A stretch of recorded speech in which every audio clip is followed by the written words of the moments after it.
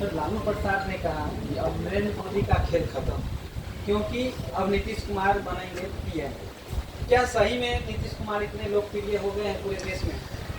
मेरे भाई, अगर खुद के मुंह से प्रधानमंत्री, मुख्यमंत्री या जीवन में कुछ भी बनना होता तो फिर किसी को प्रयास करने की क्षमता की बात ही कहाँ है। लालू जी के पार्टी का, जिसको आप लोग बड़ा दल मानते हैं, आपकी जानकारी के लिए बता दूं, आपको रिफ्रेश आपके दिमाग को कर देता हूं, आरजेडी का लोकसभा में 0 MP है, लेकिन वो तय करेंगे कि देश में प्रधानमंत्री कौन बनेगा। नीतीश बाबू के 42 विधायक हैं, मुख्यमंत्री बनने के लिए कभी लालटेन पर लटकते हैं, कभी कमल के फूल पर बैठते हैं, वो देश के प्रधानमंत्री बनेंगे। तो जो इंडिया अलायंस इन लोगों ने मिलकर बनाया है, जिसको लेकर इतना हल्ला गुल्ला मचा, उसमें आपको एक संयोजक तो किसी ने बनाया नहीं, और आप प्रधानमंत्री की बात कर रहे हैं। मेरे भाई, ये बिहार में कुछ चाटुकार नेता और कुछ पत्रकार अपने उत्साह में इस तरह की चर्चा कर रहे हैं। बिहार से बाहर कौन जानता है कि ये कौन है भैया? कौन? आप देश में सबसे बड़ा दल बीजेपी है और विपक्ष में सबसे बड़ा दल कांग्रेस है। तो अगर कोई विपक्ष का चेहरा होगा तो कांग्रेस से होना चाहिए। मान लीजिए कि अगर कांग्रेस से नहीं होता है तो दूसरा सबसे बड़ा दल तृणमूल है, वहां से होना चाहिए। तीसरा सबसे बड़ा दल डीएमके है, वहां से होना चाहिए। उन सारे दलों को हटाकर कोई नीतीश कुमार को, लालू यादव को क्यों अपना नेता बना लेगा? राजनीतिक क्षमता आप में है नहीं। और अगर प्रशासन के हिसाब से देखें तो देश का सबसे गरीब और पिछड़ा राज्य बिहार है।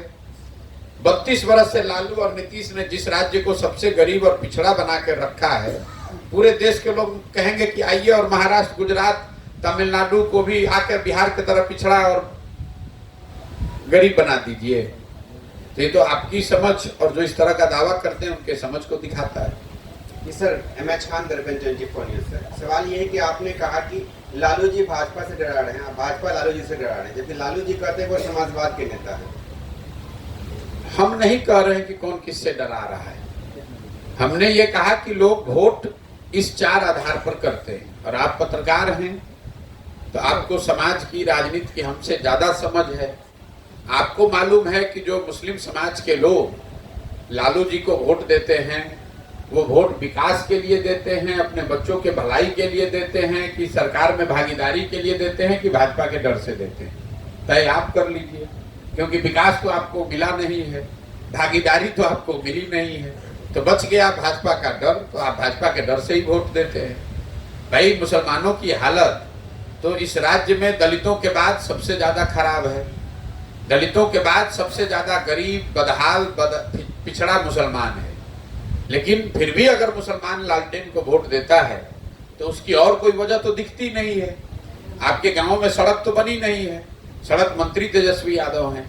आपके बच्चों के लिए स्वास्थ्य की व्यवस्था आपके माताओं बहनों औरतों के लिए तो हुआ नहीं, स्वास्थ्य मंत्री तेजस्वी यादव हैं। आपके गांव की जो नाली गली है, पानी है, उसकी व्यवस्था तो हुई नहीं, ग्रामीण कार्य मंत्री तेजस्वी यादव हैं। शहरों की जो बदहाली है वो उसमें सुधार तो हुआ नहीं, उसके मंत्री तेजस्वी यादव हैं। और फिर भी अगर इन सारे परेशानियों के बावजूद जाकर आप तेजस्वी यादव को, लालटेन को, लालू यादव को वोट देते हैं, तो क्या वजह है ये तो आप ही बता सकते हैं। और हमारी जो समझ है वो यही वजह दिखती है कि आप भाजपा के डर से जाकर लालटेन को वोट देते हैं। लोकसभा चुनाव में आपके पार्टी से लोग कैंडिडेट थे। भाई, जब मेरी कोई पार्टी ही नहीं है तो हमारे पार्टी से कोई कैंडिडेट कैसे हो सकता है? हम तो एक अभियान चला रहे हैं, पदयात्रा में हैं, और हमने ये घोषणा की हुई है कि पार्टी तब बनेगी जब मैं पूरे राज्य में पदयात्रा पूरी कर लूं। अभी करीब 45%, 50% बिहार ही हम किए हैं। जब पदयात्रा पूरी हो जाएगी तो दल बनेगा, और जब दल बनेगा तो उसके बाद जो भी चुनाव होगा उसमें पूरी मजबूती से लड़ेंगे। आप चुनाव लड़ेंगे कि नहीं इस लोकसभा पार्टी की? नहीं, आप चुनाव लड़ेंगे? जब हम दल में ही नहीं हैं, दल हमारे पास है नहीं, तो चुनाव कैसे लड़ जाएंगे? बिहार में रोज रोज नया शिक्षा विभाग के द्वारा प्रमाण जारी किया जा रहा है, उसको कैसे देखते हैं? उसको अज्ञानता में, अंधेरे में हाथ पैर चलाने के तौर पर देखता हूँ। बिहार में शिक्षा को लेकर जो मैंने आपको बताया, अगर इसको गंभीरता से आप समझना चाहते हैं तो इसको समझिए कि जब तक सरकार और समाज दोनों के स्तर पर प्रयास नहीं होगा, दोनों के प्राथमिकताओं में शिक्षा को सबसे ऊपर नहीं किया जाएगा, तब तक शिक्षा व्यवस्था सुधरने वाली नहीं है। शिक्षकों को जबरदस्ती स्कूल में बैठा देने मात्र से अगर शिक्षा सुधरनी होती तो आज से 20 वर्ष पहले सुधर गई होती। नियोजित शिक्षकों को राज्य कर्मी बना देने से अगर शिक्षा सुधरनी होती तो वो भी सुधर जानी चाहिए थी पहले। तो शिक्षा तब सुधरेगी जब आपकी प्राथमिकताओं में, सरकार से पहले समाज की प्राथमिकता में शिक्षा की महत्ता हो, जब लोग यहाँ समझें कि गरीबी से निकलने का सबसे कारगर रास्ता अपने बच्चों को शिक्षित बनाना है, खिचड़ी खाना नहीं है, साइकिल लेकर घूमना नहीं है, डिग्री हासिल करना नहीं है। अगर आपके बच्चे शिक्षित होंगे तो ही आप गरीबी से निकल पाएंगे। और जब तक आप इस बात को समझेंगे नहीं, उस बात के लिए वोट नहीं करेंगे, तब तक बिहार में ना शिक्षा की स्थिति सुधरेगी, ना गरीबी से में रहने वाले लोगों के हालात सुधरेंगे। आपने शिक्षक की बात की, बिहार में शिक्षक के छुट्टियों में फेरबदल किया गया है। फालतू का बात आप करते हैं भाई। जब शिक्षक का पहले का जो छुट्टी था तब बिहार में शिक्षा व्यवस्था बहुत अच्छी थी भाई, नहीं थी। तो अब ये आप क्या है कि आपके, सुनिए ऐसा है, सुनिए आप सवाल क्या पूछेंगे हमको मालूम है। पेड़ का जड़ में दीमक लगा हुआ है और आप पत्ती गिन रहे हैं कि सब पत्ती ये पीला वाला हो गया, ये लाल वाला हो गया। शिक्षक की छुट्टी से क्या फर्क पड़ना है? छुट्टी आपको जो देना है दीजिए, जो हटाना है हटाइए।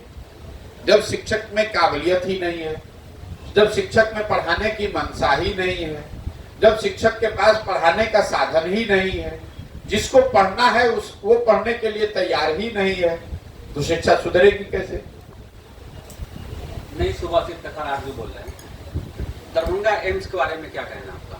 केंद्र की गलती है या बिहार सरकार की राजनीति? बिल्कुल नीतीश कुमार की गलती है। इसलिए सुन लीजिए बात को, दरभंगा में जब एम्स की बात शुरू हुई तो केंद्र में भी नीतीश कुमार थे, राज्य में भी नीतीश कुमार थे, दोनों जगह एनडीए की सरकार थी। तो नीतीश कुमार उस समय कंबल ओढ़कर काहे सोए हुए थे? ये राजनीति में करने वाले लोगों को सूट करता है कि जब केंद्र की सरकार में आप नहीं है तो केंद्र पर दोषारोपण कर दिया। अभी नीतीश कुमार कुछ दिन पहले उनकी कुंभकर्ण निंद्रा से उठे और कहे बिहार को विशेष राज्य का दर्जा मिलने के लिए आंदोलन होना चाहिए।